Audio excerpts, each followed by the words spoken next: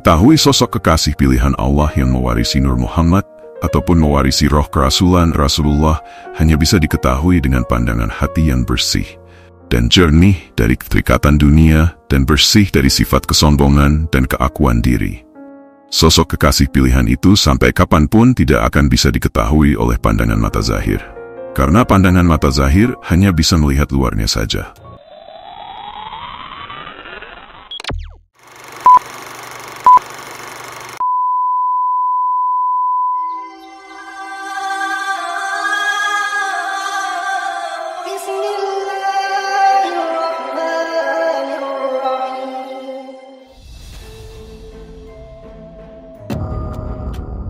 Assalamualaikum warahmatullahi wabarakatuh. Salam damai, salam sejahtera untuk semua.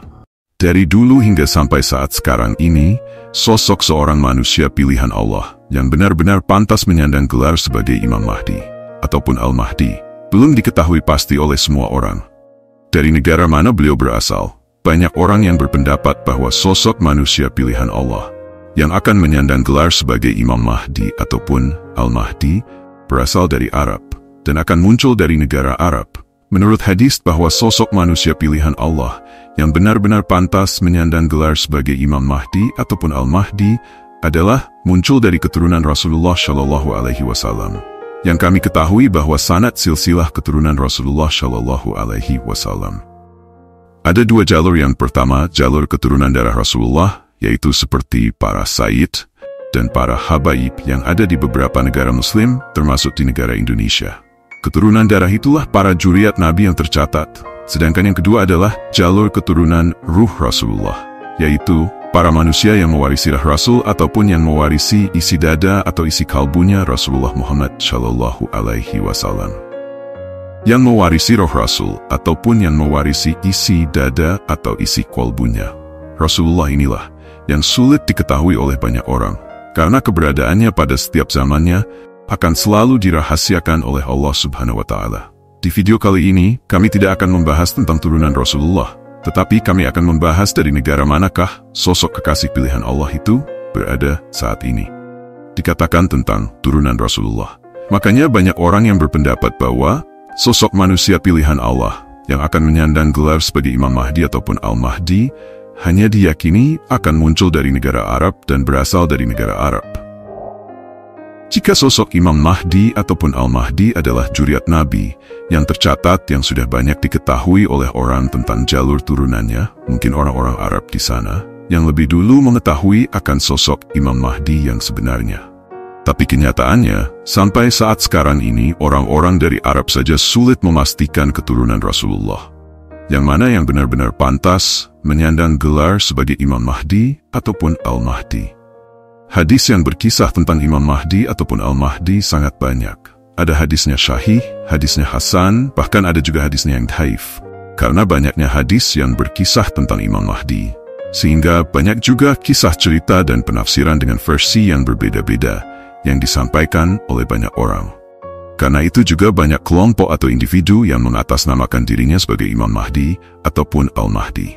Menurut sepengetahuan kami secara pribadi, bahwa sosok manusia pilihan Allah yang sudah menjadi khalifah pemimpin bumi saat ini berasal dari Indonesia dan muncul dari Indonesia.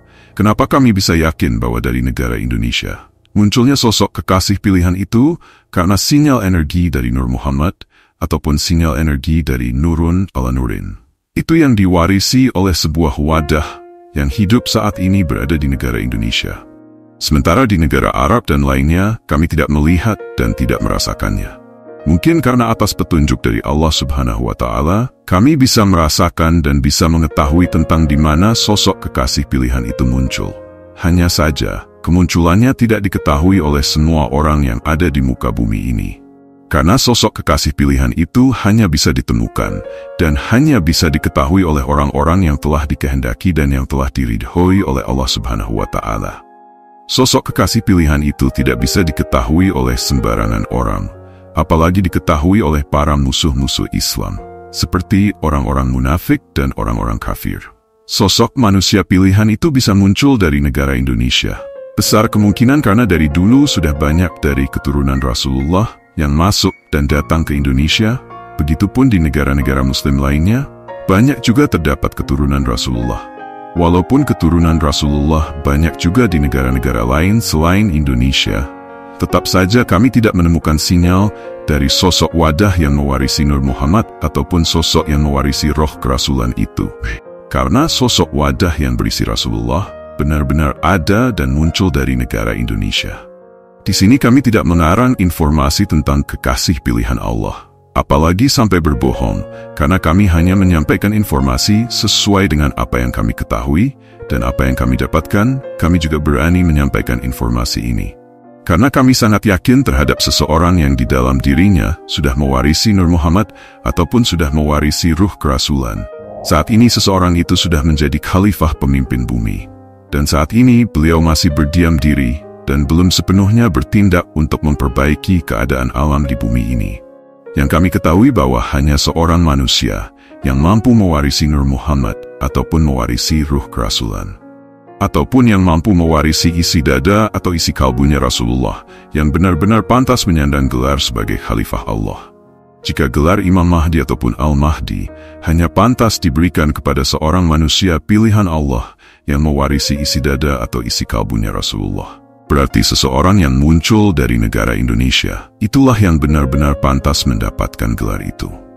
Mengetahui sosok kekasih pilihan Allah yang mewarisi Nur Muhammad, ataupun mewarisi roh kerasulan, ataupun yang mewarisi isi dada atau isi kalbunya Rasulullah, hanya bisa diketahui dengan pandangan hati yang bersih dan jernih dari keterikatan dunia dan bersih dari sifat kesombongan dan keakuan diri. Sosok kekasih pilihan itu sampai kapanpun tidak akan bisa diketahui oleh pandangan mata zahir. Karena pandangan mata zahir hanya bisa melihat luarnya saja, tidak mampu menembus rahasia yang ada di balik sosok zahirnya. Apalagi sosok kekasih pilihan Allah yang bergelar Imam Mahdi ataupun Al-Mahdi diperankan oleh Allah seperti manusia biasa. Karena tampilannya yang hanya biasa-biasa saja, pasti akan banyak orang yang sulit menerima dan sulit meyakininya. Sebagai khalifah pemimpin bumi, beliau tidak berpenampilan seperti ulama ataupun kiai, dan status sosial beliau tidak terkenal seperti para tokoh-tokoh politik. Beliau hanyalah manusia biasa yang hidup dalam kesederhanaan dan jauh dari kemewahan. Memang setiap kekasih pilihan Allah yang menjadi khalifah pemimpin bumi pada setiap zamannya rata-rata cinta dengan kehidupan yang sederhana, tidak terikat oleh nafsu dunia. Makanya para kita kekasih Allah hidupnya sangat sederhana dan jauh dari kemewahan dunia. Dan begitulah kehidupan sosok kekasih pilihan Allah yang muncul pada zaman sekarang ini. Karena kehidupannya yang hanya biasa-biasa saja, yang penuh kesederhanaan, banyak orang yang sulit menemukan keberadaannya. Sosok kekasih pilihan itu tidak kesana kemari mencari murid, tetapi orang-orang yang datang kepadanya yang ingin menjadi pengikutnya.